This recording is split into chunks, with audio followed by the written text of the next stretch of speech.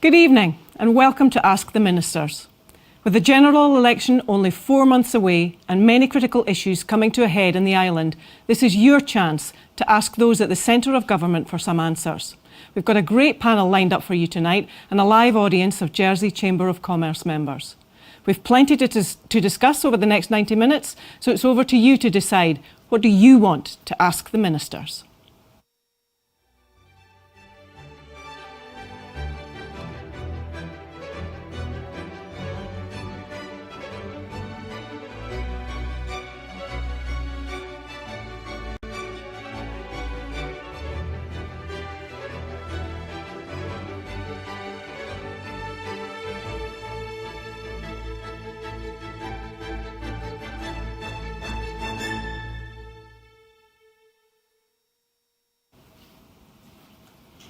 Good evening again.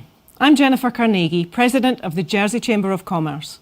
On tonight's panel, we have Senator Lyndon Farnham, Deputy Chief Minister for Economic Development, Tourism, Sport and Culture. Deputy Kirsten Morel, Assistant Minister for Economic Development, Tourism, Sport and Culture. Deputy Judy Martin, Minister for Social Security. And Senator Ian Gorst, Minister for External Relations and Financial Services. So welcome to our panel, to our audience here in the studio and to all of you at home. We'll be taking questions from the floor, but please do join in the conversation at home using slido.com. Use the hashtag #AskTheMinisters and then type in your question. On Slido, you can support questions that are already there by giving them a thumbs up to ensure they get asked. To get the ball rolling, I'm going to put the first question to the panel for each of you to answer in turn, please. What do you think are the biggest issues for the population in the forthcoming elections? Senator Farnham? Thank you. Good evening, Jennifer. I think the big issues for the election are going to be not dissimilar to all the big issues we had at the last election and the election before that. Number one, I think, has to be housing and the lack of affordable housing. Of course, we have education. That's extremely important. Population is another issue. Health care is an issue I've been particularly close to, not least with the development of the new hospital. Those were the big issues last time. Of course, the government's agenda has been significantly impacted by the events of Brexit and the COVID pandemic, and I'm sure members of the public will want to know what led us to make the decisions we did and how we got through that. Fantastic, thank you. Deputy Morel. Good evening. And yes, housing, I think, is going to be the top of everyone's agenda. But allied to that, but different from that, is the cost of living as well. I think education is going to be up there. Education isn't now just about, kind of 4 to 18-year-olds. It's now about lifelong learning and about skills and providing opportunities for people throughout the length of their lives. So I think they will be really important, those 3 areas there, as well as everything that Lynn's already said. We've certainly got lots of questions on Slido about housing, and I think cost of business is going to come up there with cost of living as well. Thank you very much. Deputy Martin. Yes, well, housing is one of the big ones, but then we also have to balance that with the population and the environment, our carbon footprint, and they're not easy to balance. We've heard lately we haven't got enough carers going into people's homes. I know the Jersey Hospitality Association are suffering. I'm meeting with them on Friday. Again, that's a lot to do with a certain type of housing where people live on a lower wage. So there's very, very big questions. Again, these are not all new, but I think Brexit and COVID have had a real big hit on the right type of workers and the accommodation that they need to live in, and that affects a lot of people across the island. We'll certainly be coming back to that during the course of tonight's programme, I'm sure. Senator Gorst. Yeah, there's not really anything to add to that. Jersey has, throughout its history, been an innovative, dynamic community where people have wanted to come and live and choose to be a part of that community. That's under pressure in a way it's never been before, with the cost of housing crisis, and let's call it a crisis because that's what it is, with the difficulties that islanders are facing now, with the cost of living, rising prices. Of course, one of the themes that's probably new in this election is population, but not population in the way that we've always thought of it. More and more people are saying to me, we just cannot get the people to work in our businesses. That's right across the economy, and we can't find the right skilled people. So we are starting to see that actually we need a dynamic population policy. We need a strong economy in order to address all of these other issues that rightly islanders are thinking about. So if we can stick with you on population, Senator Gorst, the last population policy was issued on your watch in 2018. What was wrong with it that it didn't get implemented? Well, we went through a process of issuing it, but it was never agreed by the Assembly because we were running up to an election, and it was just put in by the Assembly into the too difficult to do box. What's happened since then, during this period of government, is there's been more research work done, more evidence gathered, and I think that those ministers involved in it wanted to produce more evidence. I'm a great believer in that actually we need to do things, not just do reviews, not just gather further evidence, and we've got to be dynamic. That's quite difficult for government, but I would not be surprised if your members here today are really struggling with recruiting people with the right skills, even unskilled people with the right attitude. And that's a challenge that we need to meet together to deliver. It's around skills, lifelong skills. It's around what we're doing in education. But it's also around how we make sure that we are encouraging the right people to come, and how we mitigate the detrimental effects of those individuals coming to our community. We've got to face this issue down and be positive about why we need people to come and support our community. I think there was lots in there that I think we'll unpack during the course of the programme. But at latest count, we've been told from a population policy point of view that we're collecting more data. So it was first issued in 2018. We're collecting more data now until 2025, which means it's not going to be the next government that's implementing the population policy. It's going to be the government after that. I mean, Senator Farnham, is that acceptable? I think it's important to note that we have made some progress. The Assembly last week agreed to point us in a direction in beginning to manage our population. And the principle we agreed was that we want to, or we are going to, it's now policy, and the following, the next government will need to follow this. It's policy to start managing our population in a way that is not detrimental to the island. It allows businesses and economic sectors access to the staff and labour markets they need without having a long-term negative impact on our overall population figure, which, as we know, is impacting severely now on housing, health, education. And that is about allowing people to come and work here for a set period of time. I believe the 9-month permit system we have at the moment, whilst it's helpful, it doesn't go anywhere near far enough. And I know our hands have been tied by Brexit and some of the conditions imposed by the agreements made between the UK and Europe. But to be clear, for once, at last, we are pointing in a direction that sets out the principle. Now, we couldn't go further than the principle because we did not have the detail to work on. And even if we did have the detail, we couldn't set a population policy that we could say that's it and it lasts for the next 20 years. This is something that's going to have to evolve to make sure we can maintain a strong economy. Okay, thank you. I think just on picking up on some of those points there, we do have a question for Robert Mackenzie in the audience, just in terms of accommodation that I think fits with that theme. Thanks, Jennifer. Ministers, so visitor economy has had 2 years of virtually no business up until certainly sort of August last year. It's now looking forward, hopefully, in 2022 to a pretty strong recovery in that market. That's what we're all hoping for, COVID permitting. And bookings are starting to flow in. You know, the reports are that there's a strong demand for visitors to come to Jersey this summer. However, more than ever this year, the industry is facing a challenge which is potentially going to make it impossible for businesses to operate at full capacity. And the reason is it's partly about availability of labour, although there have been a number of initiatives in the last few months, the work permit scheme, arrangements to bring in labour from around the world, outside of the EU area where it's obviously very difficult to do that now, but more about the availability of accommodation for these workers to stay in when they come here. Now, this is a crisis that is live, it's now. We're about to enter the main part of the season in 2 or 3 months' time, and I can't tell you how many operators, businesses I speak to who are saying, you know, we've got a really big problem here. We may be able to find staff, but we've got nowhere for them to stay that is either affordable or accessible for them.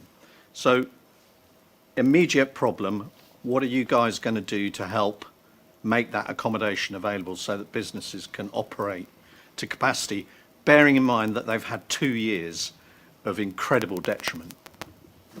Deputy Morel, can I come to you Yes. for that? I think this is an interesting one because it speaks of the relationship between public and private. And so you have a private business, there are private businesses that need staff and they need somewhere for them to stay. And there isn't anywhere at the moment for them to stay. So should government be helping people build key worker accommodation? And by key worker in this case I'm talking about tourism staff, so to speak. And I think government can help from a planning perspective. I think from a funding perspective, maybe that needs to rest with the private sector. And I know there are people in the private sector who are looking to fund these sorts of accommodation projects. And where in appropriate places, probably in town, then I think government should help from the planning perspective and should help get those through. But where the government should be funding such accommodation, I don't know if that's actually the right way to do that. But with respect, Deputy Morel, the problem is now. I mean, planning is a longer term issue. The problem is this summer. What are we going to do to find accommodation for these staff this summer? I've got Senator Farnham here is itching to get in on this conversation. Well, I'm not quite sure I'm itching, but look, this is a really important issue, and we have to find ways, even if it's about making some good quality temporary accommodation, we have to do something quickly. Now, I need to work closely, we all need to work closely, especially with the Housing Minister, Health Minister, and whoever else we need to make sure we can change the rules to allow this accommodation to take place. We then, looking to the medium to longer term, we have to change, I think, our housing laws to allow for key worker accommodation.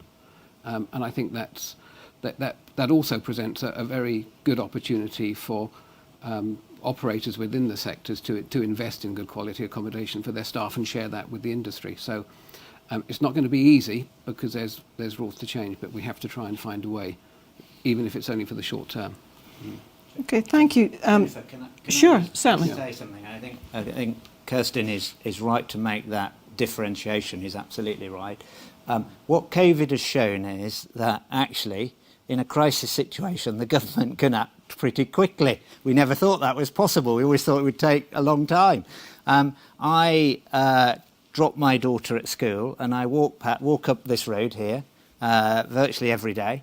And at the end of this road, there's some state-owned accommodation that up until recently was lived in. It was perfectly acceptable. We've got to work together, and I know that Senator Farnham is committed to doing this, and look at some sites like that wouldn't take very much to get back up to livable again and help you solve that problem. But we need to do it absolutely together, because equally, there might be some sites where planning could be more relaxed and you could have more informal, less lasting, I don't want to say prefab accommodation because that sounds wrong, but it is that sort of approach that's going to deal with the problem and that's the way you deal with it quickly. Robert, does that answer your question? Yeah, I just re-emphasise the point that this requires, you're right, government can react quickly as it did with COVID. So let's react quickly, because this is a problem that is live today and needs to be dealt with for this summer. It's no use talking about the long and medium term. Well, we can talk about that, but we need to address this for this summer. Let's stick with hospitality. Senator Farnham, the Chamber of Commerce was promised a tourism strategy by the end of the year in early 2021. We're now told that it might be April 2022. Well, when are we going to see it? It's always been first quarter of this year, as far as I'm concerned, and you probably know more than I do, as you're a key partner, key stakeholder in the putting together of the tourism strategy. I know I'm expecting Kirsten and Deputy Raymond, who's also on my team, are expecting to see some further drafts of that imminently, but we're aiming to get it out as soon as possible. Okay. Good stuff. So do we have a specific date? Will it be by April? Will it be before the election? Yes, it will definitely be this side of the election. We have to issue the strategy. I made that commitment, and we will issue a tourism strategy that's aligned, hopefully, with the thinking and with the buy-in of the industry during this term of government. Okay, thank you. Another question from the audience. Graham Smith, you've got a question for the panel on population. Yes, thank you, Jennifer. In a recent PwC report, they mentioned the dependency ratio. In other words, the percentage of the population which is working and effectively generates the tax that can support all our social requirements and what have you for the whole population. Their message was that if we have a net nil migration policy, that ratio would go from 26 to 57%, which effectively more than half the population would be being supported by less than half the population. That is unsustainable. What policy changes do you feel are necessary? Because these will need to be implemented relatively quickly to try and manage that challenge that Jersey has, which is probably greater than most other jurisdictions in terms of our demographics. Is there a particular minister that you want to ask that to, or will I just pick on Deputy Morel? I see Kirsten smiling, so perhaps... I must stop smiling. The population policy, it's not the population policy, the population issue is fascinating because it's two different sides. You've got people who want to live here and they don't want the population to grow. Equally, we've got an economy which demands investment, it demands people in order to keep paying for the people who are retired, as you say, not working. In my view, the island needs to face up to the reality that it cannot have net zero migration and maintain the system we have at the moment in tax and also social security. Earlier we talked about the lack of data with regard to population. To me, lack of data is an issue, but the real issue is we are structurally stuck in a system which requires more people to come in, which in order to pay social security, in order to pay for pensions, and with an older population, that requires greater healthcare expense, and so we need more people coming in order to pay the tax if we keep everything as they are today.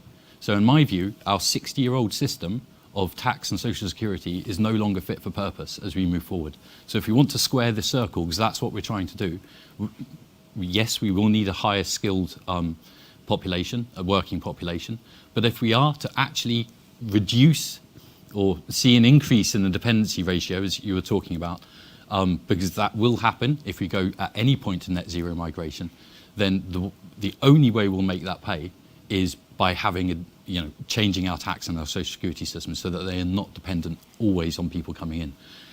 That's years away. We're not going to get there for another 5, 10, 15 years. So in the meantime, we have to work with what we've got, and that means right now we need people, skilled people in this island. We need to attract skilled people to the island. We need to make sure that islanders stay here, give them exciting career paths that they can really engage with and want to stay in this island so that we can keep the economy going and ensure that as we pay for that healthcare, as we pay for our older population, we are able to do that and have an economy which is really supporting them and is an exciting economy for young people to live in. If the economy is not of interest to people, then people will look to go somewhere else. So it's a really difficult problem, but we need to face up to it, and we need to realise that the systems we've lived under for 60 years are no longer fit if we want to move to that net zero migration, which is years away yet. We're not there. People who think we can move to net zero migration today, I'm afraid that that's not something we would become very poor very quickly as an island if we did that. Can I bring in Deputy Martin on this point? So given that our common population policy currently falls short of setting out what we're trying to achieve in terms of level of population and migration, businesses on the island are struggling to plan effectively for the future. How is the Social Security Department planning for the future? and when there are no numbers to aim for. And just picking up on Deputy Morel's point, you know, it's going to be a big issue for social security in the future. So what's your thoughts on how we should be handling that? Well, we should have done a lot more work in the last term, but all my officers were like for quite a bit COVID. And social security is worse than tax, because once you retire, you don't pay social security, and your children are paying your pension, and that's how it started 60 years ago. I haven't spent your money. It started paying in, and it started paying out exactly at the same time. I think it was 6 months. So we have a big pot. We've got £2.2 billion in it. We could look at different ways, as Kirsten said some good things in the population debate. We need to start looking at it now, and we need to start changing it, that it is your pot. The people working there need to be, so we have to run probably 2 schemes.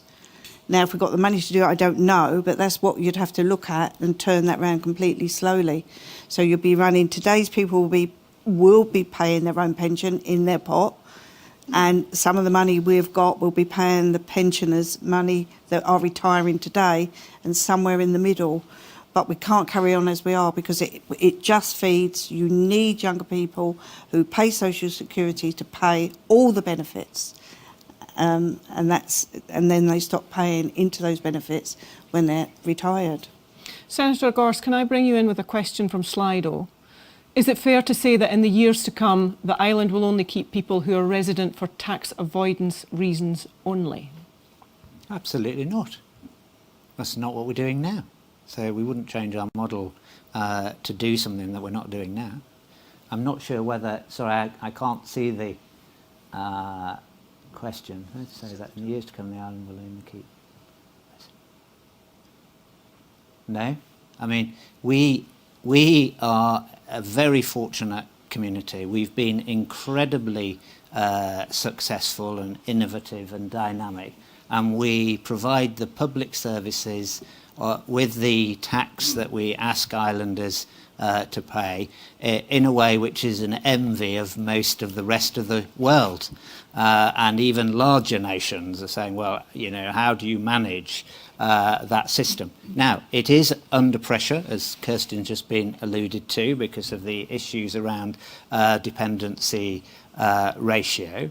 But government, I think, can be leaner than it currently is on the money that it spends. That's always pretty controversial, but I think that we can be. But equally, there are lots of exciting changes around technology and around productivity, which are going to help with the issues that Graham raises around dependency ratios and getting value out of them. In the past, we've attracted really productive industries, and banking was really the pinnacle of that.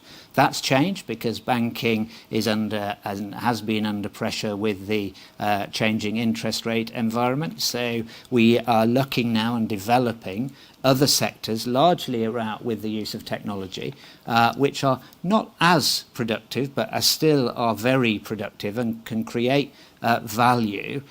What we need to do in a successful community is make sure that we're dealing with the detrimental effects, which are the cost of housing. I mean, if we look at the rate of housing growth, it's not sustainable. But we've been saying that for years, and it's carried on growing. So there is a point now where government can intervene and support market interventions to make sure that islanders really do have the hope of buying a house into the future. So we've got to deal with the negative effects of being successful, but we shouldn't get to talking ourselves down and saying that we're not open for business and talking about how successful we are. We want people to come and visit us and see our beautiful island and think that this is a really vibrant, diverse economy, and we want our own children to see that they've got a future here. All of these things are connected, but this is the exciting thing about an election, of course, because it generates ideas, it generates conversation with the community, and it helps us deliver solutions to some of these problems that we face. I'm going to stick with you just in terms of Jersey being a vibrant hub from a finance point of view. If you've just joined us at home, please feel free to ask questions. Slido.com, #AskTheMinisters, and we'll make sure that your questions get asked if we have time. Senator Gorst, Jersey is going to be subjected or to go through a Moneyval assessment in 2023. Moneyval is a council that looks at the measures that Jersey has for anti-money laundering and the financing of terrorism. It's really, really important for us to be good at that on the world stage. How are we shaping up for that assessment? Well, it really is the top priority in our department currently, but we're not thinking about just in isolation, because we also are thinking about how financial services and the way that we regulate means that we're open for business and we're regulating for jobs and growth in that sector. But it's really important that we do well in this review. We've seen other centres where they haven't done so well and now are going through grey listing by FATF and consequently by the EU as well, and they're seeing business flows out of their centres because of that grey listing. I do not believe that we will be in that position. We are doing everything necessary. My department is working with the regulator, with the police service, with the law officers department, making sure that we get a good assessment. This will be, well, I don't know, because we've got an election, haven't we? So I won't count my eggs before they've hatched, as they say. If I get re-elected and I'm still connected with this will be my third Moneyval assessment that I've been involved with, and the previous two were successful. We did a lot of work for the previous two to make sure that we were successful, and I am absolutely committed to ensuring that we do the same again to make sure that we are successful for the future. Are there any aspects of it that are keeping you awake at night currently? No, I've had a meeting today with all of those individuals. We've used external bodies to come and do a mock assessment because I was absolutely committed to make sure we understood what changes we needed to make. States Assembly have been playing a fantastic part in passing legislation and ensuring that those changes that are necessary are brought forward. So we're having to make some changes which might be a little bit controversial, and we've engaged with industry on them. We've got another piece of various bits of legislation that we're bringing forward, which we are doing to show to the assessors and to the world that we meet the very highest standards. Because financial services is so important to us, we are held to a higher standard than other big countries where they've got more diverse economies. That's not a problem. We can continue to show that we meet those very highest standards, and I am confident that we will do it if we keep focused on it. Thank you. Let's go to some more Slido questions from people at home. Deputy Martin, you've been a champion for the underdog, really, in Jersey society. So I'd like to come to you with this first question. Which has just disappeared from the screen. Do the ministers think a recently advertised one-bedroom flat with a sea view and one parking slot at £500,000 is affordable? Well, it's not affordable to most people, but if it's being advertised, you can be sure that somebody is going to buy it. I mean, so it probably will sell. And that's the word, we can't pin down what is affordable. Banks lend about 6 times the average wage. You couldn't get that on a mortgage of that. So no, but we are trying to do different schemes. We're trying to do equity, buying parts, buying off plans, so you're paying your deposit, because that's hard when you're paying rent as well. You know, sometimes you do. I offered my daughter to move in with me with her boyfriend and said, you can pay me nothing and then just pay your deposit as the place is being built. And a couple of her friends did that. But we need more things like that where it goes along. Because once you are on the mortgage, once you've got the mortgage, it suddenly, 10 years or 5 years down the line, somebody who's got that same apartment paying rent will probably be paying more than you, and you'll never own that, but you'll own the one you're buying. Deputy Morel, what percentage of domestic properties have been empty for more than 6 months, and what will ministers do to discourage land banking? Walking around Castle Quay in the evening, only about a third of the lights are ever on. What's your response to that? I can't give those statistics because we don't know those statistics. We actually don't know how many properties in Jersey are under-occupied or not used at all. And it's something that I know from my time in scrutiny and even now that we've been asking the Environment Minister to find out more about, because quite rightly, as we ask, as the State Assembly is asked to approve green fields for building on, we know that there are empty properties out there which could be used, but we just don't know how many. So I think it's an area where government hasn't managed to get to the bottom of. We should be using existing properties first before building on green fields. And so I'd love to give you those statistics, but I'm afraid we don't have them. Senator Farnham, has the government sleptwalked into this housing crisis? I don't think it's sleptwalked into it. We've known, as Ian said earlier. I mean, I remember going back to the time when I was thinking about buying in fact, the first flat I purchased cost £78,000. I wish I'd kept it. It would have been a pretty good investment. But even then, that was a lot of money. And we were saying, how can we afford that? But of course, the gap's grown even further.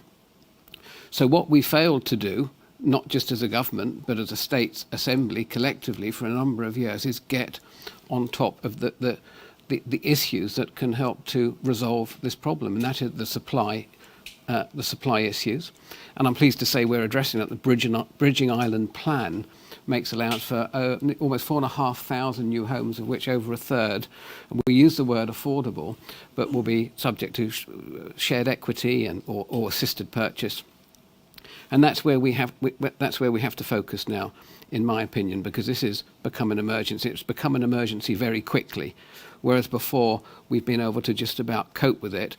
On the back of Brexit and the pandemic, something's happened, and now the gap's just gone too far, and it's just not acceptable any longer that young islanders cannot aspire to owning their own home. So it is about supply, increasing the supply. It's about assisted purchase. It's about shared equity, flexible shared equity. It's about longer-term mortgages. In our culture, you get a mortgage and you have to pay it 20 or 25 years. But let's extend that. Let's give more scope, more time to pay, which allows individuals to be flexible in their livelihoods. So you say that the government has been slow to deal with this, but we've got at least 3 members of the panel here tonight who've been in government a long time. Mm-hmm. So what do we need to do to make sure that we actually get some action now, as Senator Gorst said earlier? We need to approve the Bridging Island plan that rezones up to 4,500 sites for 4,500 new homes. And we need to get assisted purchase schemes and shared equity schemes running in abundance to get people onto the housing ladder. And there's lots of details that go around that, but those I believe are the key issues. If we can get to grips with those 3 things, we'll be on our way to making housing a lot more attainable for islanders. So rezoning, will that have a big impact on our environmental aspirations? Is that still to me? Yeah. Okay. You're on a Shame, roll. I tried to pass it on, but it's still coming my way. Well, of course, and on top of that, we have all of these other challenges we set ourselves, protecting the environment, and we want carbon neutrality. Are we going to go into the countryside, stay in town? Are we going to build higher? And of course, the Bridging Island plan debate is going to come up. I think it's going to be hugely interesting, extremely complicated, and potentially very difficult, because not least with the new electoral system, with the removal of the island-wide mandate, you're going to have 49 members thinking and voting in the interests of their districts rather than the interests of the whole island, in my belief. So that's going to make for a completely different approach to the debate. So I don't know how it's going to turn out, but what I do believe is that we will come out with an island plan that allows for a significant increase in housing. Whether that's town or country, I'm not sure. Okay, let's come back to the point about the change in the electoral districts and what have you this year. I'd like to go back to the audience, please. I'll go back to Graham Smith. There's a question for the panel on housing. Sorry, just to kind of continue on that theme, there's one thing that the panel haven't discussed there, is that the cost to build in Jersey, which is significantly higher than in other jurisdictions. So did the panel feel that we have embraced, for example, modular construction sufficiently? When we look at our planning process and our building control process, it's gold-plated in terms of the process, but that takes time, and time means extra cost. So are there things from the cost to build perspective we can be looking at where we can be a little bit more imaginative and move quicker? Senator Gorst? What we it's always good to look back with hindsight, but let's be honest, we've all been complacent. I've been in island plan debates in the past where the theme has been, oh no, we don't really need it, we better not do it. And you've had complacency after complacency. And as Senator Farnham said, during COVID, something has happened with people's decision making, and it's not just happened here, it's happened across Europe, about whether they were going to move and how they wanted to move, and the market has just completely overheated because we've not been having the interventions in the supply side because we've thought, well, we don't really want to do it, it'll be fine, we've all managed over time to get our own homes, so people will do. But we come out of this COVID crisis and we see that complacency is no longer the answer. We really will have to get to grips with the supply side in the coming island plan debate. And Graham is right, not only do we need to get to grips with the supply side, we get to get to grips with using innovation again, not being complacent and saying we've always got to build our houses in the way that we've always built them. No, we can use new, innovative and cheaper methodologies, and if that means changing planning obligations, then we've got to get on and do it. We've got to stop being complacent right across government and grasp the nettle, because otherwise people are leaving now, and more people will leave, and that will have a great detrimental effect upon our future, and we cannot let it happen. So I think the island plan debate is going to be really interesting, because I think that complacency has gone and people recognise there's got to be intervention on the supply side. It's, I mean, it might be cynical, but there's nothing in an upcoming election to sharpen everybody's pencils. Graham, do you want to continue with your question on housing? No, I think that's fine. That's answered it. Okay, Robert. Jennifer, can I just ask a question? Why is it that we allow people who don't live in the island to buy property here for buy-to-let? I mean, in Denmark, I think they have a rule that you have to live in the country for 4 years before you're allowed to purchase property. Why don't we do the same? That would prevent property being purchased for speculative reasons as investments, and would allow more people who live in the island to buy that property. Okay, thank you. Deputy Morel, do you have a view? Thank you. Yes, and I was thinking this as both Ian and Lyndon were talking. I think we do need to be more interventionist, particularly in the investment side of the market. Ian's right, we have had the pandemic, but rather than the pandemic, it's actually the incredibly low interest rates of the last 10 years have made it much easier to buy second, third, fourth, fifth properties, etc. And because it's been cheaper to do so. But also people have been looking for places to put their money because the banks aren't paying the interest rates that they need. The pandemic then allowed people to make savings, which they've then gone and put into property. So what would be really interesting to know over the last 2 years is how many, as property prices have risen, how many of those properties have been for investment purposes and how many have been for owner-occupier purposes. It's my view that we do need to intervene and make it harder or less attractive to buy for investment purposes. We have to prioritise people who want to live in their own homes. We need the rental sector, there's no question, but right now the real issue is, I think there is plenty of rental accommodation. What we need is owner-occupier accommodation. And there are different ways to intervene. You can bring in a law, as you just suggested. Maybe in Denmark they say you've got to be here for 4 years before you can buy for investment. Other ways are to tax second, third, fourth properties at a higher rate than stamp duty on your first owner-occupier property. I think we need to do this. This is one of the enormous challenges, and if we don't do it, then I'm sure that we'll just see more and more people buying for investment purposes whilst, interest rates are lower. And yes, we know they're going to go up, but they're going up at 0.25% here, 0.25% there. It'll take a long time, I think, on their own before they get to a point where they're off-putting. Okay, thank you. Let's go back to Slido. Tony has asked a question. Deputy Merton, I'll come to you. With such a high cost of living, not only for housing but food and basic services, what incentives do young people have to stay in Jersey away from family ties? I think that means to stay in Jersey and they have to leave family ties. Well, I've got 3 children and 2 have left in their mid-20s. I think 1 will come back. My oldest is here. The one that will come back is because when they want to settle down, she's been all over the world, Australia, hardly everywhere, but Jersey is a lovely place to live. And whether or not she will be able to buy, I'm not sure. I certainly won't be able to help her. It's a safe place to live, and it's people have to make choices. But we were talking to the housing experts at Arup yesterday, and what we've got here is a small island.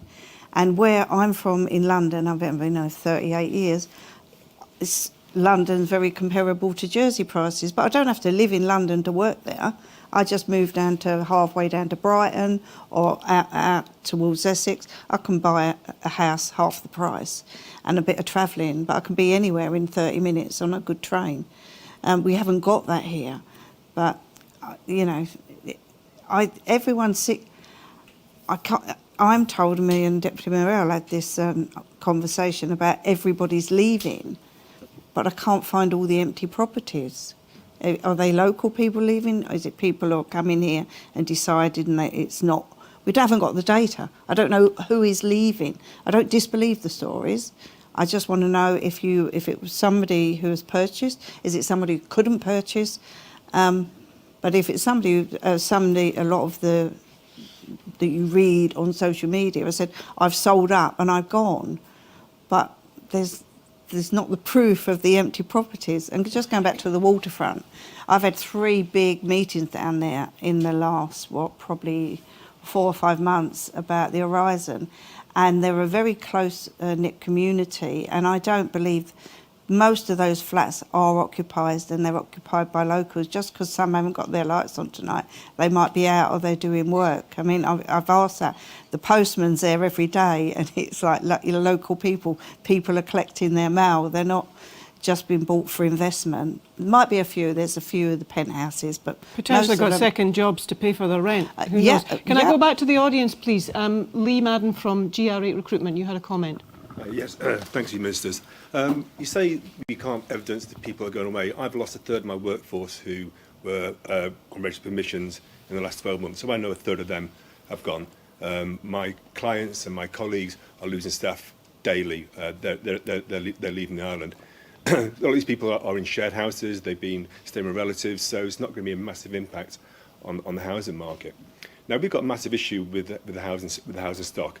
So as we build the hospital, as we build the infrastructure, we're going to have around about 1,000 people arrive in the island. And they're going to stay in accommodation that our children, our relatives, and they're going to need that, that our Jersey residents want to move into. And if we don't find a solution quickly to the current crisis that's come along for staff accommodation, they're going to take the housing stock. Your kids are going to move away, there's not going to be enough people here. And it's just all we're doing is creating a perfect storm. And as ministers, I urge you to take action now, seriously, and make these changes to put a policy in place where transient workers who come to support the island have got somewhere to stay. I know there's some fantastic opportunities out there, but we're not asking about, I'm not saying, let's do this. I'm saying, oil machine, let it work. Because without you, it's going to stop. And that's going to cause a massive problem in the island. If we can't source the hospitality industry because we can't get a restaurant, beds closed, tables can't get served, the airline's going to stop. The airline's going to stop. I'm going to lose rail links. And it's going to be disastrous for an island. We are looking at a massive issue here. So I look to you for leadership to make a change. The hospital is potentially going to be requiring accommodation for quite a few construction workers, Senator Farnham. What's your response to what Lee's said? He's absolutely right. We have to find a solution. I'm with him on that, and we will do everything we can. It's about aligning, though we have to align the thoughts of a number of ministers and look at if any laws need to be changed, and so on and so forth. I think the fear is we're going to sort of paralysis by over-analysis. It's going to be led down a path. You're not going to do anything because there's an election coming up. We're going to be a year down the line. We're going to have more hotels closed. We have more issues around housing. My clients, construction across all sectors, are desperate to get staff in, but they can't because we can't put them anywhere. And that's sort of the juxtaposition. We've got half the island saying we don't want more people to come in, we want to draw a line, we want to reduce the population, and then we've got to bring more people in to satisfy the unquenchable sort of thirst for economic development, and that's the tricky conundrum. That's the equation we have to try and solve. And can I have one more question? Yeah. Deputy Martin on this. Recently, a lady from Africa came over here last year, and because when she arrived, she wasn't entitled to the first signal for healthcare, she missed a smear test. She's gone back to Africa, and sadly, when she had a smear test, she got cancer and she died. So I feel, as an island, when we're welcoming people to come to our island to support us, they should be getting the benefits from day one. What are your thoughts on that?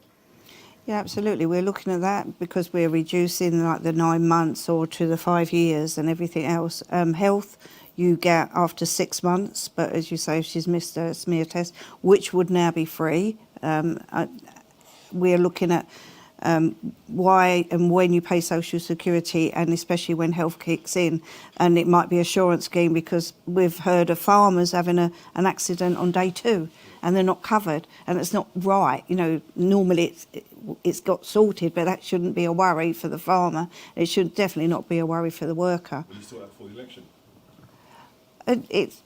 I will speak to my officers, but it's health is 6 months. So It's not a no. I can ask, but it is being looked at with the hospital. Just on the point of action, Senator Gorst, you stressed that at the beginning. There is, you can tell by the passion in the audience here tonight that this is a big issue in terms of accommodation for transient workers and decisions needing to be made and action taken now. Are we going to see any action before the next election on all of this, in terms of housing for and accommodation for hospitality and construction? My view is that, I could either say it's not my portfolio, but that's a silly response. It isn't, of course, my portfolio. We all know that. But it is a really pressing problem. And I am of the view that if we can be creative, but we need to do it together. So don't just, government is very rarely the answer to anybody's problem. But together, I believe that we can see some action this side of the election. Because if we don't, what will happen is we'll have another lost summer. And government coffers can't, let's just be selfish of government for a minute, government coffers can't be paying out again another co-funded payroll scheme for another season. And businesses, actually, that support it's not a maximum level of support, it's really quite a minimum level of support just to keep businesses ticking over at the lowest level. There's no profit in there for them.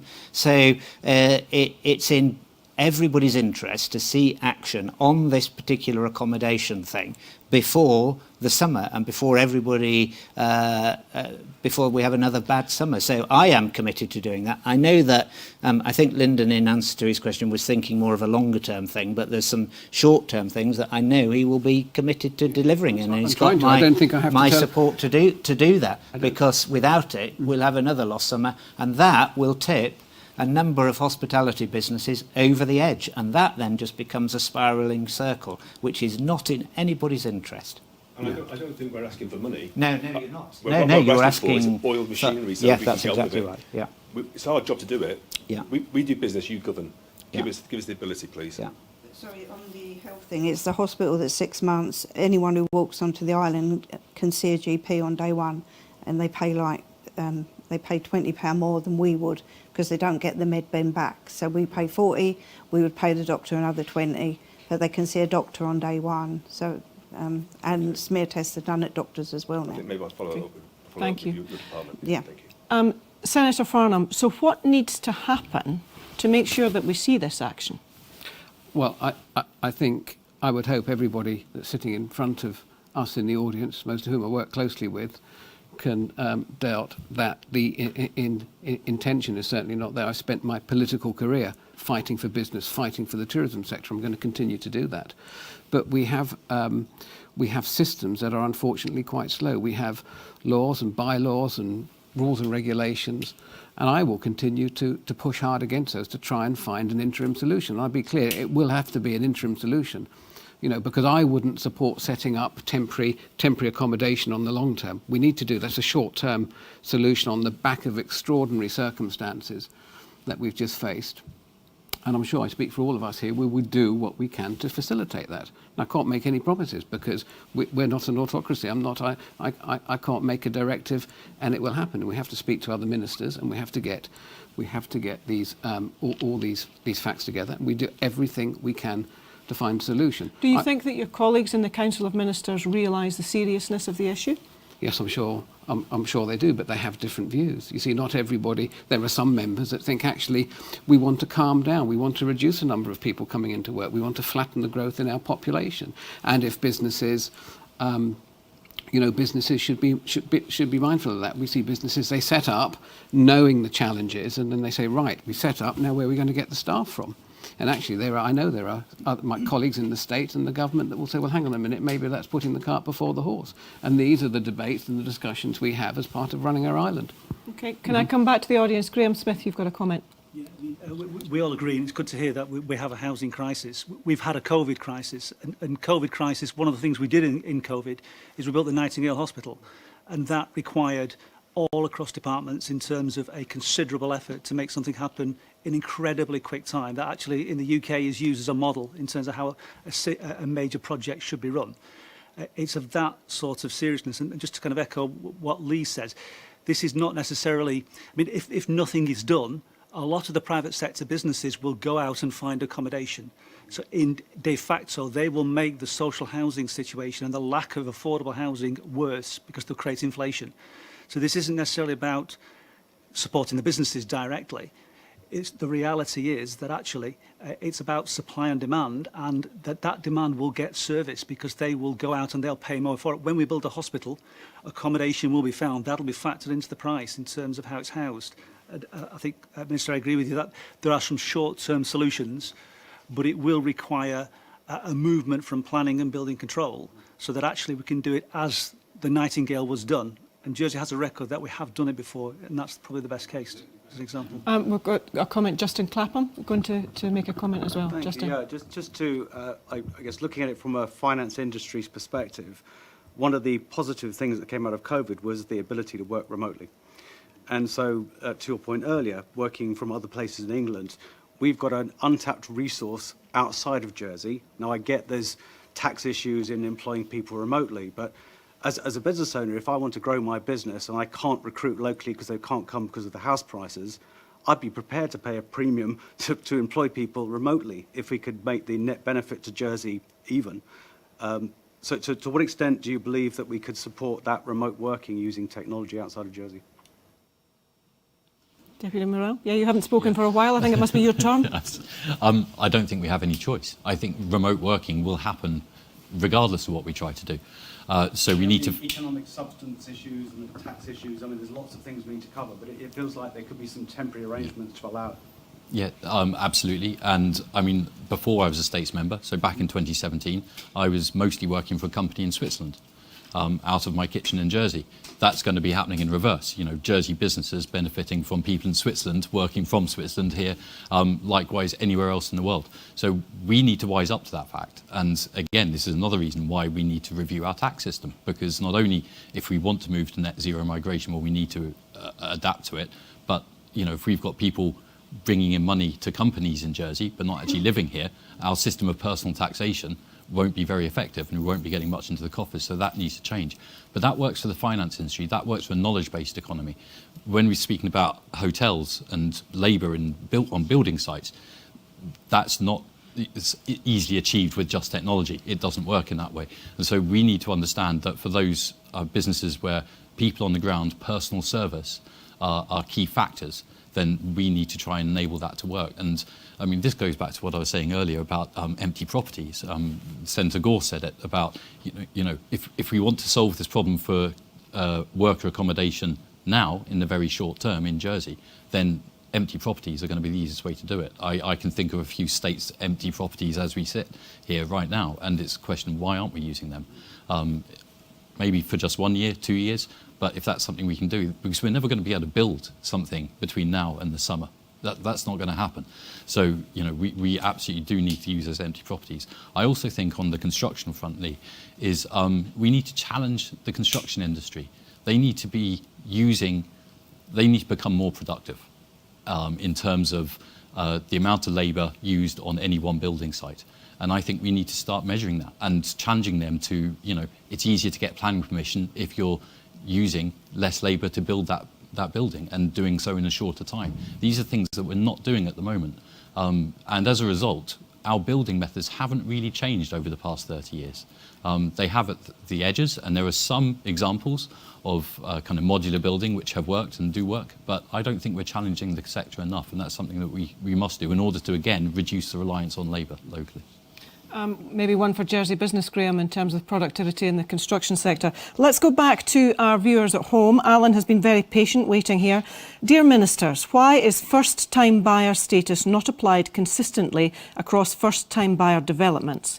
It seems that those tasked with enforcing the restrictions don't know or don't care that some such properties are being rented out or sold to people who are not first-time buyers. Senator Farnham.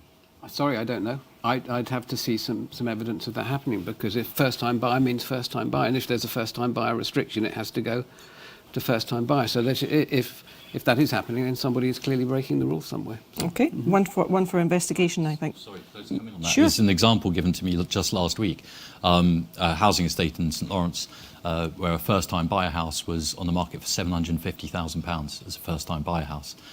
It actually, I believe, got sold for more than that. And of course, that meant the person who does buy it isn't actually a first-time buyer, in terms of the only way you can do that is by selling a flat, making some profit on that and using that to buy this house. So I know that's the way the system works, but at the end of the day, to be a first-time buyer and buy a house at £750,000, it's almost impossible to actually be, this is the first time I've entered the housing market. So I think we need to look at the way everything is defined in that area. And £750,000 for a first-time buyer property is incredible. Okay. Senator Gorst, one for you. Low national debt has always been sold as a key pillar of Jersey's economic success. Has this government borrowed too much, the correct amount, or not enough? Well, that's an unfair question, because my view on borrowing is well known, that I'm a lone voice around the Council of Ministers table. I believe that we've borrowed too much. There are arguments, and others might make them now, that we've borrowed just about right. I believe that the incoming government, one of their centrepiece fiscal policies will have to be a robust debt repayment plan. Our economy doesn't work like the economy of a big country, and when people try to tell you that it does, they are just misguided. We have lots of politicians standing up saying, well, they've got a policy like this over here with a population of 60 million, or they've got a policy over here, and it doesn't work in a small economy like ours. And if we believe that we can just continue to grow borrowing or spend via borrowing, experience from elsewhere shows, and from other small economies, importantly, that you never actually end up paying it back, because there's always another crisis, another difficulty, where the pot that you might have put aside for something else gets spent on something else. So I hope, and I think this is right, I certainly, well, I won't say that, any incoming candidate, anybody coming into government is going to have a credible plan to repay that borrowing, because if they don't, it's another challenge to a successful future. Okay, absolutely, that's clear. Deputy Martin, when is income support going to be raised by the cost of living for a change?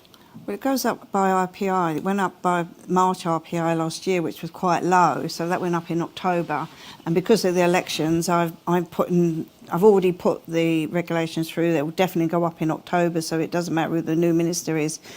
I've increased the first child by £5, £5, £5.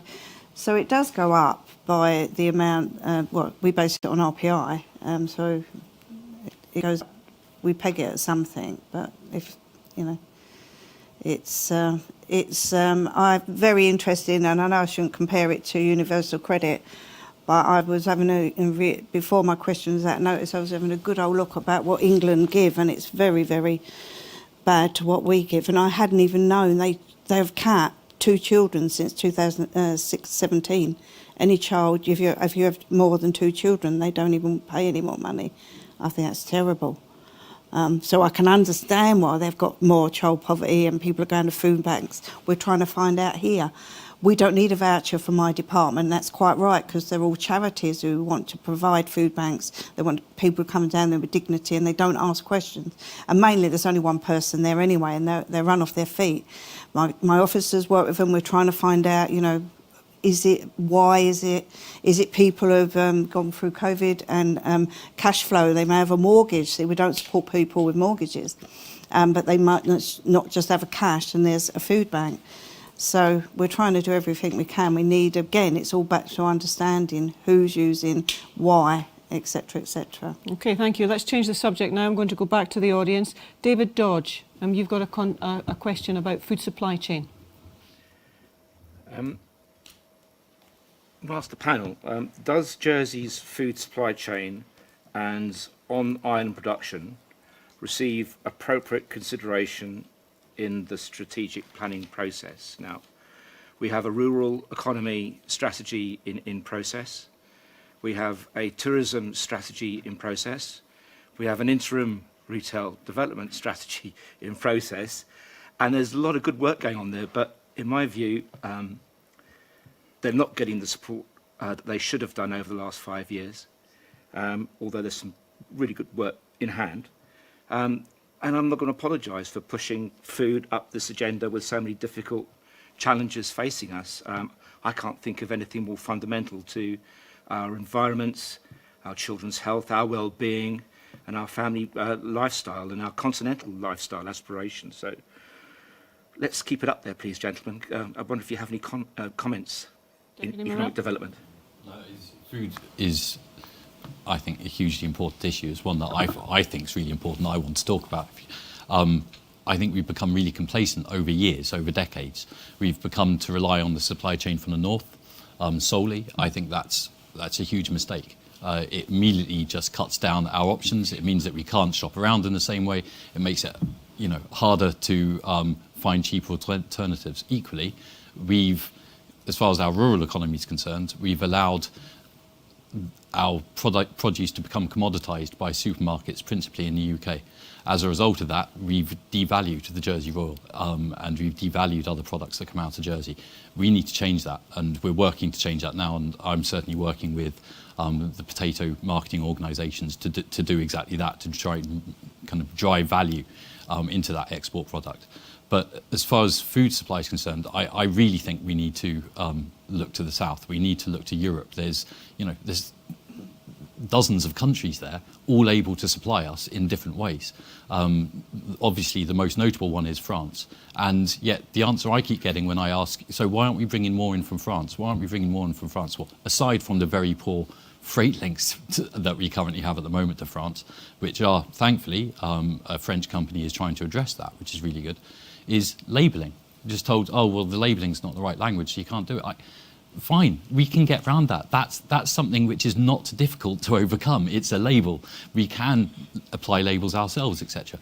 But if we were to allow or push back against the way that we are being drawn away from Europe by the consequences of Brexit, and actually open ourselves up to importing goods from other countries, not just the UK, then at the very least we should be able to find cheaper alternatives.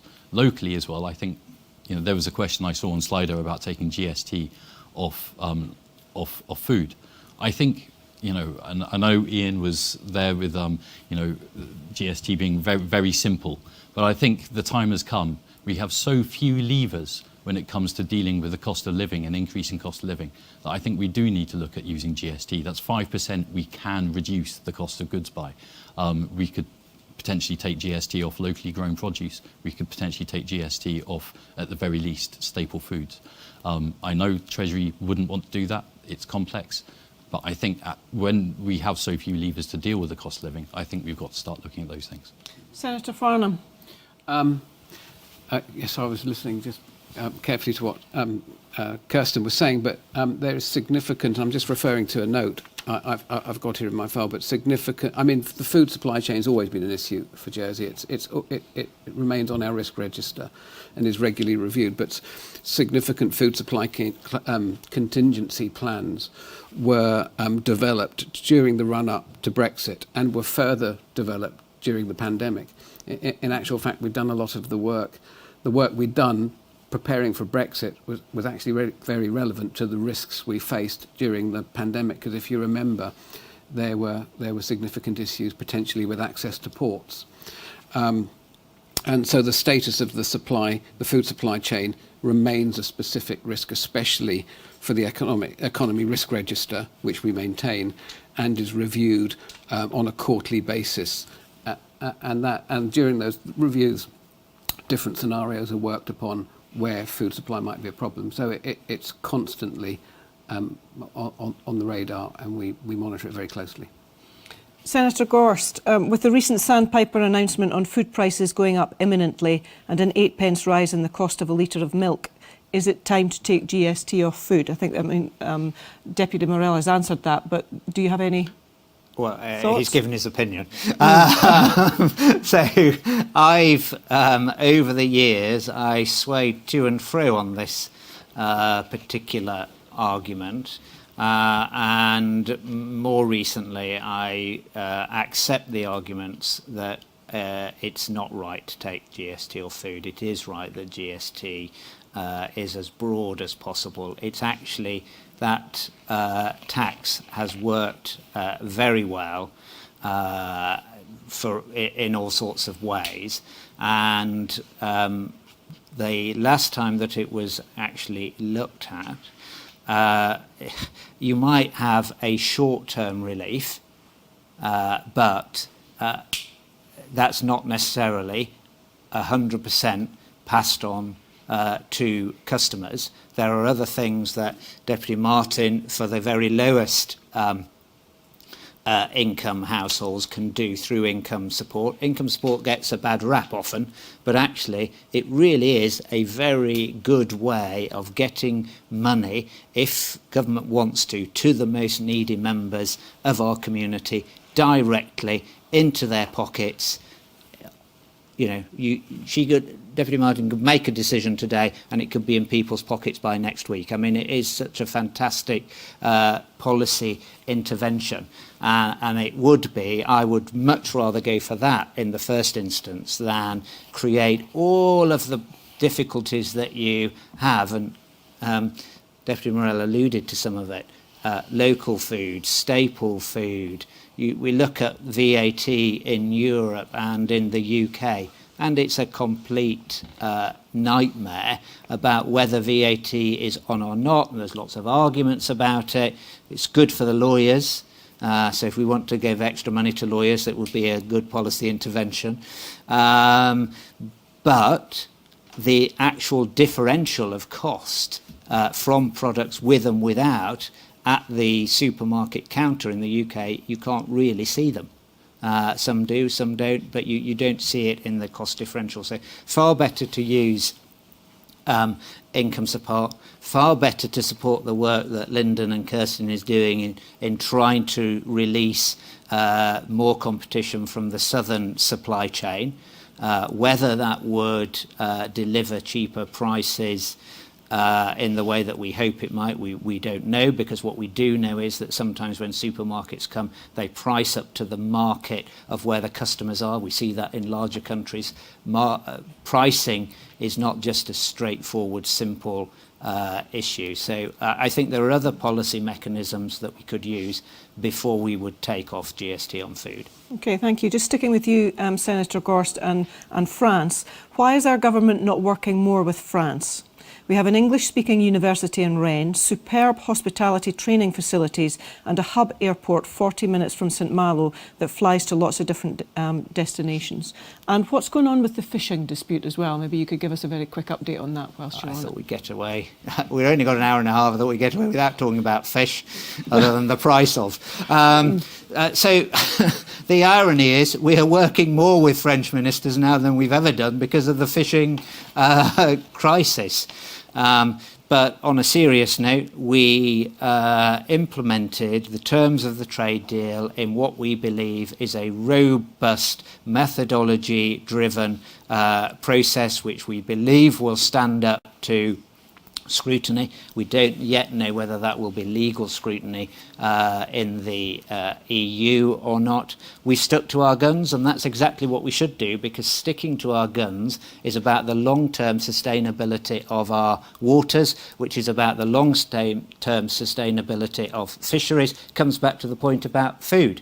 You know, we should be consuming more of the product, natural product, in our waters as well as on land locally than always looking to an export market. But that's a longer piece of work again, which Lyndon and Kirsten are involved with and doing.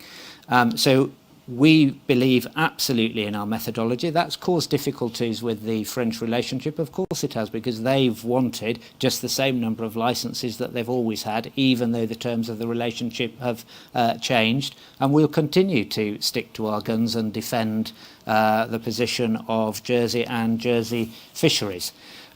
We will, and we are starting to rebuild the relationship at the level in Paris, which is what the early question alludes to.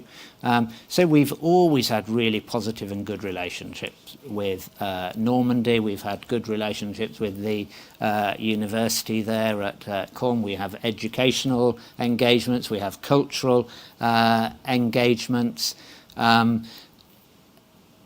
It's been difficult over the last couple of years whilst Brexit's been ongoing, but again, a new government will be able to build on the work that we've done and look to enhance and develop those relationships into the future, because they're an important part of who we are. Thank you. Let's go back to the audience now. Nicole Maltwood, you've got a question for the ministers. Yeah, a question. There's been quite a lot of comment this evening about innovation and productivity of business. Now, I know over the last 2 years, government have spent quite a lot of money on their own infrastructure for digital and getting themselves up to speed for kind of working remotely. But what support are we giving businesses who aren't digital businesses to become digital? Because they are going to be the future of our economy. And if they don't keep up to speed and we don't provide them the investment to put into digital, they're never going to be able to keep up. So what are we doing to support them in the future? Senator Farnham, you want to take that one? Well, I think we look back at the investment we've made in the island's not just the government or the state, but the island's digital infrastructure. We're now, I think, officially the fastest place in the world for the delivery of broadband services. So we've got a fantastic infrastructure which every business can subscribe to through a number of telecom suppliers. Of course, over and above that, we invest in a number of arm's length organisations from Jersey Business to Digital Jersey to help business, to set business up, to help structure, to advise, to set them on their way. So that's where the taxpayer investment is going to help business. So on that point, Digital Jersey will often only help the digital sector and won't actually go out to, say, do innovation sessions, say, with the hospitality sector or the construction sector or marine, for instance. So what are we doing to help them, because they're not classed as digital businesses, so wouldn't sit underneath Digital Jersey remit, to be able to think innovatively and really transform their businesses for the future? Well, sure. Well, I mean, that's enter stage right. Graham and the team at Jersey Business, who have got a fantastic team. They've got people dedicated to certain areas, including tourism and hospitality, and I know they do. In fact, can I look, Graham's got his hand up. He can take this one for me. Hospital pass for you there, Graham? Yeah, no, it's not at all, actually. I think one of the things that happened through COVID is we were invested in terms of our capability, so that we could support. Initially, it was around business critical support for some of the core sectors that you mentioned. But rolling forward, what that's clearly is identified is the role we can play in supporting those in terms of how they develop their business going forward. That's because business leaders have had a real shock through COVID, so they're far more amenable and ready for that change. And interestingly, we had a productivity grant pilot scheme, which we ran for about 6 weeks. And we're working on that with officers now to try and roll out extensively next year, because there needs to be some level of support for some of these smaller businesses who perhaps haven't got the capital right now because of what's happened through COVID. But they are ready to take that opportunity. I think historically they probably weren't as ready. I think COVID means that they are ready now. And we are being resourced to enable us to do that. And then, as I say, a grant scheme, I think, also will enable those businesses to move a little bit quicker. And I'm supportive, just to be clear, put it on the record, that I'm supportive of working further with Digital Jersey to enhance the sort of the route that we set off upon. And I'd like to see Jersey business empowered to provide grants to help businesses, evolve into the new world. So I think that's the direction which we're heading. Thank you. Senator Gorst. Jersey do certainly work in financial services sector with JFL and the regulator in encouraging and thinking about the effect that technology can have. And I think Graham is right. We've always thought of technology and digitisation as a little bit geeky, but actually it's too important to our future to be left just to the geeks. I was at the Digital Jersey event earlier this week, and it's going to be transformative to all of our lives and how we think about the future. So I do think Digital Jersey, part of their remit is to encourage the use of technology right across the economy, and I think they probably do it best in partnership with you, Graham, don't they? So, as Lyndon says, if he's all ears if there's more that needs to be done, and there's other educational pieces and support pieces that they can deliver. And look, I know Digital Jersey will. I can't imagine them sort of turning anybody away who goes to them and say, "Look, help us become more digital." And of course, they have the Digital Hub, which is a great support to startups who can go in, rent a desk, and they've got a very cost-effective way of getting onto the digital ladder, as it were. Okay, thank you. Let's go back to Slido. With climate crisis underway and rocketing fuel prices, will ministers finally back means-tested grants to insulate homes and install solar panels, decarbonising the island's housing stock and preventing fuel poverty? What's not to like? Maybe a little bit out of your remit, Deputy Martin, but do you have any comments? Well, I think we did have a means test. I don't think it was means tested support for insulating homes through the Environment Department. And yeah, what's not to like about solar panels?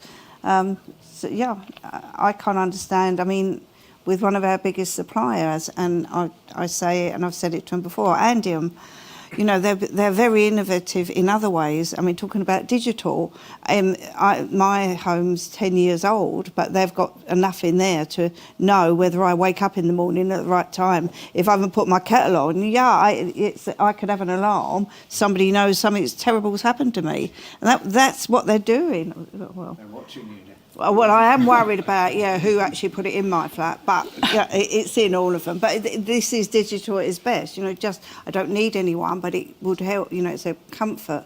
But yeah, solar. I'd love to see more solar panels, and if that's something to do with planning, we need to really sort that one out, because they pay for themselves. It's for the environment, etc., etc. Senator Gorst. So they have relaxed planning requirements for solar panels. Too late for me, but they have now done it, so I hope that Highlanders will take it up.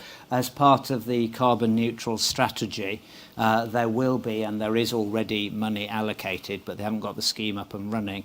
There will be these sorts of subsidies to help islanders go carbon neutral in these particular ways, but it's not live right now.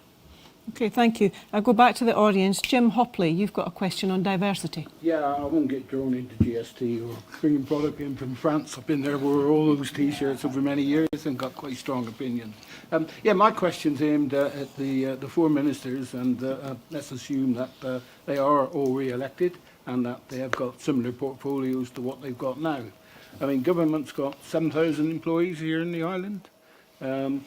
They're having real problems in certain sectors in terms of recruitment and staff retention, health, care in the broadest sense, and it probably spins into education and other areas.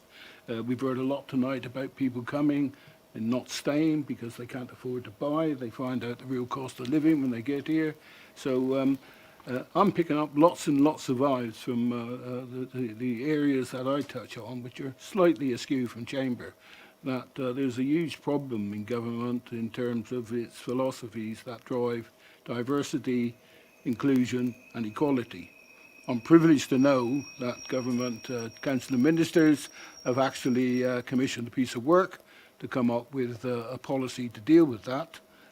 They've now appointed a single officer, hopefully to drive that strategy forward. So what I'm actually asking is there a total commitment from the four people sitting opposite us tonight that that policy will be implemented and will be driven forward? Because it certainly is a very, very big issue for many, many, many of the new arrivals, in particular in the island, in terms of why they come and why they don't stay once they're actually here. So diversity, inclusion, and equity is critical. Government should be acting as a paragon of virtue for many, many other substantial employers around the island. So be very, very interested to know if they're going to deliver, and if they are, how they're going to resource government to be able to do that, because one officer at the moment in time will be pushing water uphill. Deputy Morel, might be unfair to come to you on this one, but I'm going to do it anyway. Unfair. Not unfair, because yes, it's quite simple. I've stood up in the Assembly and I've quite clearly stated my commitment to diversity, equality. The government as a whole is committed to that. I think, though, you're right when you say that one person's been appointed and that's not enough. I think, there is... I don't want that to be a tick box exercise. We've employed someone to oversee diversity and equality, therefore we've done it. It's, diversity and equality in the workplace is a living culture. It changes, and we need every manager in government to have that at the forefront of their mind. So it's a lot more than just appointing one person. It's about pushing forward a culture to that. I think we have seen the States Employment Board come round over the last 4 years to understanding the importance of that, and that's probably why they have employed someone with that brief. And I'm not convinced that previously the States Employment Board really understood diversity and equality. But now I think it has got to grips with the concept and it is pushing it into government. I'd be surprised if you found a States member who wasn't committed to diversity and equality, to be honest with you. Okay, we're approaching the end of the evening, so we're going to have some rapid fire answers. They're not necessarily rapid fire questions. We'll go through some of these sliders. We've got lots of them. Senator Gorst, during 2012 to 2019, the number of on-island landlords increased from 4,070 to 6,000. At one additional property each, that's nearly 2,000 homes out of circulation for owner-occupiers, but likely many more, and a huge factor in the housing crisis. How will government tackle on-island BTL, not just external investors? BTL meaning buy-to-let, I presume. Yeah, well, I think the first issue is the external, as was raised. And I know that part of the Housing Minister's policy is to bring forward proposals to change the law in that regard. The on-island buy-to-let is slightly more complex, and some of that is driven actually by the high cost of housing, because parents are buying houses for their children now whilst they're waiting because they don't want them to go up. So that's much more complex. If you had a timeline about when you could buy, and one of the things that we've explored is, this is not that short, you could extend the 10-year, because when people hit the 10-year, then they can buy their own and buy to let. If you could extend that 10-year, that would help deal with some of that issue as well. Thank you. Deputy Martin, at the States Assembly, you all voted against supporting further regulation of landlords in Jersey. What plans does the government have that will address the regulation of landlords that can be delivered before the election? Correction, I voted twice for the landlord licensing scheme. What was brought last week by Senator Morel was the rent safe scheme. She was told it won't work. You had to be inspected before you was on the rent safe scheme, and then you could rent out your property. It was a nightmare, and it would have just made the housing market worse. So that's not right. But most landlords are good, and they've told why they voted against, so they can tell you themselves. The licensing scheme, they said, would be too onerous, and they don't want to make the rent renting on island any worse. But I voted it when Deputy Young brought it twice. I voted for it. It was what it was. Again, this one, it would have cost. We'd have had to employ 20, 30 people. It was £100,000, and it would have took property out of the market. So, and that was the rent safe scheme, which is not the place to regulate landlords at all. Okay, thank you. Senator Farnham, can we be assured that the new hospital will be delivered within the agreed budget of £804 million and not a penny more? Short answer, please. Well, I'm going to say yes, we can, if we get on and build it. If we don't mess around with the island plan debate and we agree the rezoning of the Overdale site for the use of the hospital, if we then get planning consent, then we can bring it in at that price. If there are any silly games or attempts to delay it, or people have other ideas about 2 sites here, or put it there, or over there, then it's going to cost more. For example, we're borrowing to build this hospital against a very strong performance of our reserves on the back of advice, or supported by advice from our fiscal policy panel, who says it's absolutely appropriate. Even Senator Gorst will agree with me and say it's for the hospital, yeah, that it's appropriate to build for these capital assets, things that are going to support islanders for many generations. If we delay, if we get this away within the next 3 to 4 months, we can still borrow at a very good rate. We delay, I can't say yes to that. If we don't delay and get on with it, we've got every chance of coming in under that budget. Okay, thank you very much, Deputy Morel. Why do people invest in Jersey? What entices businesses to come here? And what are we doing to continue to encourage inward investment? People invest in Jersey because of Jersey itself. And by that, I don't just mean the physical island, but the people who are here, the skills base that we have. It's an incredible skills base for 100,000 people. You can find professional services of all kinds in this island. That's why people invest in Jersey. We have an inward investment team, and they are really focused on, actually, we've kind of split the inward investment team. We have the financial services side, who are going out chasing business and financial services, trying to bring it to the island. We have Digital Jersey doing the same in the digital sector. And in the economy department, we have an inward investment team who are focused on bringing business in other sectors such as retail and hospitality. And so we're working hard always to bring in more business to the island. But it's the people who make it worthwhile investing here. Thank you. Senator Farnham, I'm going to come back to you. What has to give so that the island can achieve a cost of living that doesn't drive people away and makes us pay over the odds for skilled professional labour? I'm not sure if anything has to give, really. We just have to make sure that we allow the labour, we allow the labour to come in that enables us to manage to run, to operate in the sectors we need to do. At the moment, if there are staff shortages, you have spiralling wage inflation, which is very unhelpful to the sectors we've been particularly talking about tonight. That means that puts pressure on the cost of goods and the cost of living, and we know that the cost of living, 4/5 of the cost of living, the impact on our cost of living, is from things outside of the island's control. And actually, our last quarterly cost of living figure was about 1%, 3.8%, 1% below the UK, because we've not been yet impacted by the high energy prices. But the cost of living panel, the report I have here, which sets out a lot of ways that the states, the government, can help to reduce, albeit in a very small way, the cost of living. We're going to look to implement as soon as possible. That panel is meeting now, and we'll be updating our report on that. Okay, thank you. Deputy Martin, what are the barriers to collecting data on empty and disused properties that can be returned to the housing pool for owner-occupiers? And will ministers commit to undertaking this as a matter of urgency? Well, I've just read the last question about Arup. Now, we've had Arup over, the Housing Minister has brought them over, and as far as I know, they've done a lot of research, they've got a lot of data, and I'm hoping that might be in there.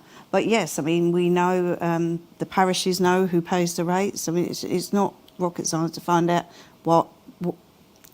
who's empty, but it might be to find out why they're empty, because, you know, I had someone phone me the other day, this they can't find out who the owner is of this property that's been empty opposite them for So 12 years. whose responsibility is it to do that? Who can make that happen? Well, I've been trying to find out. The constable don't know, the law officers don't know, and they can't find out who the owner is. It's been empty for 12 years, so... but that's one property. I mean, Okay. it's working. We must work with the parishes, you know, data protection aside, or not put aside, but working with data protection. The parishes know where the rates were last year and where they should be this year, and if they've got the, you know, the two rates, the occupier and the owner rate. So, but they may have that information because Arab, as I say, they presented today and they've got a lot of data that they've been working on. Thank you very much. We are out of time, unfortunately. I would like to finish by giving you each of you 10 seconds to tell us what your personal hopes are for the upcoming election. Senator Gorst, will start with you. Oh, well, I suppose I've got to announce whether I'm standing or not first. Are you? Which I'm intending to do after half-term. Well, let's just say I'm enjoying what I do.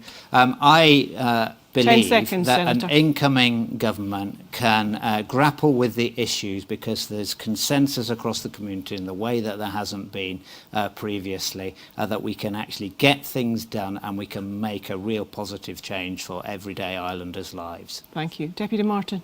Yes, well, I've already declared I am standing. I don't really change that much. People have had 22 years of me. They've probably had enough. If not, they'll vote me back in. That's about it. Thank you, Deputy Morel. I am also standing, and for me, it's about being a member of the States Assembly that's willing to deal with the big issues, the massive challenges that we have, because they are huge. Cost of living, we haven't even begun to see how cost of living is going to rise in the next year or two. As we talked about population, that's another issue. So I want to be part of a state or part of a government that is dealing with those issues and not shying away from them and kicking the can down the road. Thank you. And are you going to be joining a party? I'm not at the moment, no. Okay. Senator Farnham, what about you? No, I'm not joining a party. I'm going to remain independent. I predict that all of the parties together will not achieve a majority between them after the next elections, and I think the states will need strong independence to help manage the new government and the new assembly. I haven't decided whether I'm standing yet, although it's fair to say that it's a good probability I will. I don't have much time to think about things like that at the moment, but I have to make a decision soon. And what's helping me with that decision, which is leading me to say I probably will stand, is we've got unfinished business, not least building our new hospital. Thank you very much. Ladies and gentlemen, we're out of time. So many questions left unanswered there. We could go on all night. But I'd like to say thank you very much, first and foremost, to you at home for your questions, for our studio audience here, and the feistiness and the fact that you stayed engaged. Thank you very much for that. And last but by no means least, thank you very much this evening to the panel. Keep your eyes peeled for the next Ask the Ministers event, and I hope you have a very good evening. Thanks very much. Good night.